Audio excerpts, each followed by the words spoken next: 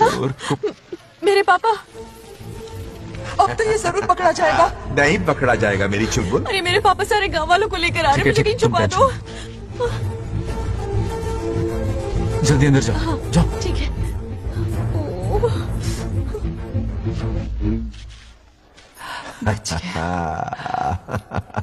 वो पकड़ा नहीं जाएगा, ये तुम कैसे जानते अरे थे? कईयों को मैंने भी तो छुपाया है। मतलब छुपाते देखा है। बस एक इक्का मिल जाए, बंगार राजू। बस एक रानी मिल जाए। भूल जा। ए सुनाई नहीं देता? हाँ क्या है? सुबह राव की बेटी तुम्हारे साथ आई थी ना, कहाँ है वो? कहाँ है वो? मुझे नहीं पता। ए औकात में रह तू, वरना तुझे सरपंच का पावर दिखाना पड़ेगा। या तो उसे ढूंढ निकाल या अपने मुंह का शटर बंद रख। ये फेसबुक और ट्विटर वाले चोचले ना मेरे सामने मत आजमा। चल निकल। सरपंच की इंसल्ट? वो भी मुंह पे, कितना बेशर्म है। इंसल्ट की?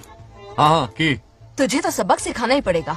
चल चल जा अपना काम कर। चल जो कर। अभी ढूंढ निकालती हूँ। क्या काम पे?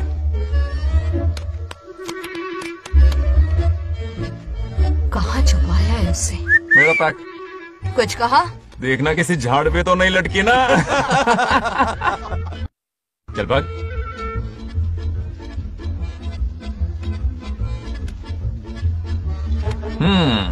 चलो आग में थोड़ा आग ही डालते हैं। हे नागलक्ष्मी, मिल गई क्या वो? हाँ? अरे ये हमारी सरपंच मैडम है, जरा नारे तो लगाओ इनके। नागलक्ष्मी देवी है महान, है शक्तिमान। नागलक्ष्मी जिंदाबाद जिंदाबाद। ए बंगार राजू, आज का ये दिन तो अच्छी तरह याद रखना। इन सबके सामने सरपंच आज ये शपथ लेती है। शपथ होगी? याद रखना बंगार राजू, भरे बाजार में तेरा जुलूस निकालूंगा। क्या होगा? मुझे डर लग रहा है। बचा लो प्लीज।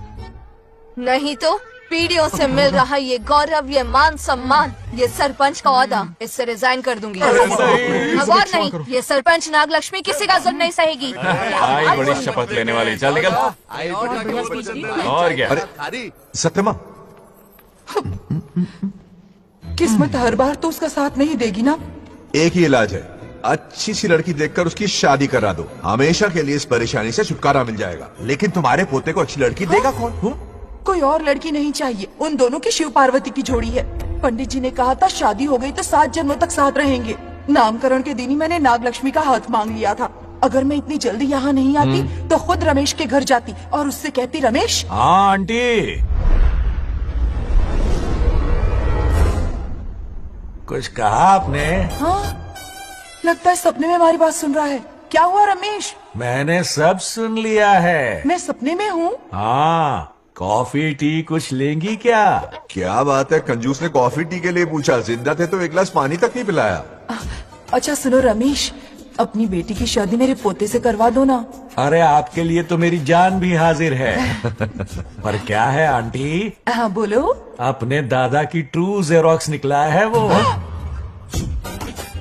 अबे चपड़ गंजू, मुझे इस मामले में क्यों घसीट रहा है? पास ही बैठे थे, प्लीज बुरा मत मानना। तेरी तो इनकी बात पे ध्यान मत दे।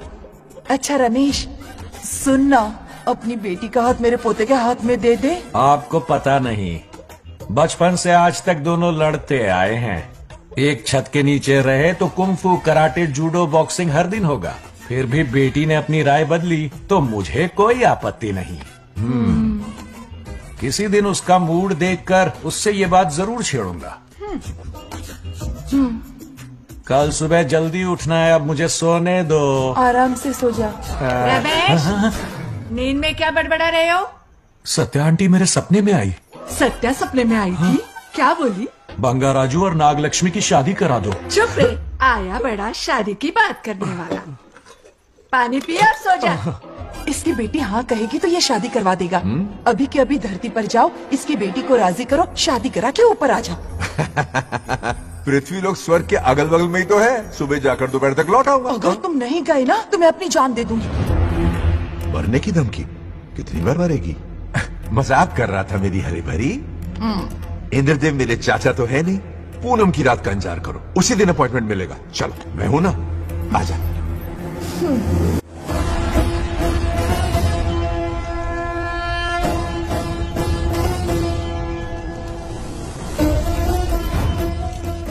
यमराज जी को मेरा प्रणाम। इस वक्त यहाँ आने का कष्ट क्यों उठाया? शिवरात्रि के दिन शिवलिंग का अभिषेक होगा। पृथ्वी पर हर वर्ष शिवरात्रि मनाई जाती है, पर इस वर्ष कुछ अशुभ होने वाला है। कोई अपशगुन ना हो, इसलिए बंगा राजू की आत्मा को फिर से मृत्यु लोक भेजना होगा। एक दैविक कार्य के लिए हम सभी को मिलकर यह कठोर निर्णय लेना ही होगा। आत्मा को मृत्यु लोक भेजेंगे? किसकी आज्ञा से? शिव की आज्ञा से। ओम नमः शिवाय। फिर तो भेजना ही होगा। बंगाराजू, इंद्र और यमराज यहीं आ रहे हैं। अरे यम बॉस, बड़े दिनों बाद दिखे। कहाँ घूमते इतने दिन? नर्कलोक के गर्ल्स के साथ बिजी थे क्या? तुम तो ऐसी बातें कर रहे हो जैसे ये तुम्हारी चड्डी बड़ी हो। स्वामी, इन्हें एक बार पृथ्वी लोक पर जाने दीजिए ना। हाँ, मैंने इसे समझाया था, ये कोई लोनावला खंडाला नहीं है कि सैटरडे संडे घूमकर आ जाओ। कोई विशेष कार्य? हमारे पोते की जिंदगी का सवाल है, जाने दीजिए ना प्रभु। ये हो ही नहीं सकता, इसको इतनी सी बात समझ में नहीं आ रही। तुम्हारी हर चालाकी समझता हूँ बंगाराजू। अपनी पत्नी की बात सुनो। पत्नी की हर बात मानना तुम्हारा कर्तव्य है। क्यों भावना की रों में बह रहे हो प्रभु? बंगार राजू, निर्णय हो चुका है। नीचे जाओ, विवाह संपन्न करके लौटना। उस लोक के कल्याण में ही इस लोक का कल्याण है। धन्यवाद प्रभु। चलो। हद हो गई, मर के भी चैन नहीं मिल रहा। अच्छा हुआ जो वो मान गए। अब शादी कराकर ही ऊपर आना। आने की बात मत क्या करो। मतलब? और नहीं तो क्या, मुझे नहीं मालूम मैं कब तक लौटूंगा। लेकिन अगर रिश्वत दोगी तो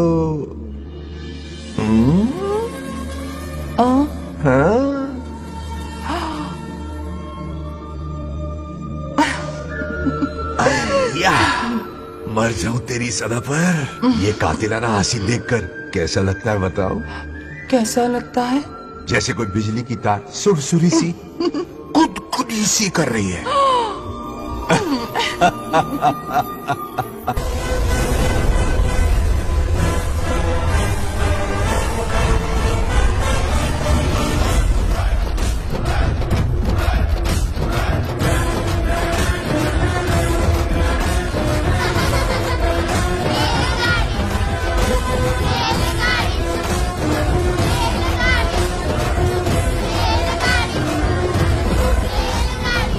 अरे बहुत हो गई रेलगाड़ी, पहले खाना खा लो।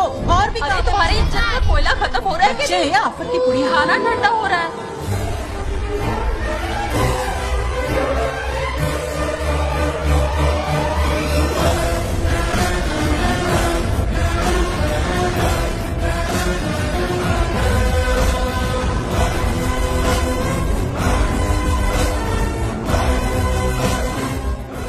अरे इतनी जल्दी में कहाँ जा रहे हो? आजकल घर में टिकते ही नहीं हो। अरे बंगार राजू, जब से तुम्हारी दादी गुजरी है, दिन रात तुम्हारी प्रॉपर्टी की देखभाल कर रहे हैं। हिसाब लिखते लिखते आंखों में छाले पड़ गए, पर क्या करें, करना पड़ेगा, हमारा फर्ज जो है। मैं ये हिसाब देखकर क्या करूंगा? आप लोग ही संभालो ना। अरे रे रे, ऐसा गजब मत करो। चाहे कयामत क्यों ना आ जाए, पर तुम्हें हिसाब देते ही रहेंगे। दादी ने कसम जो दिलवाई थी।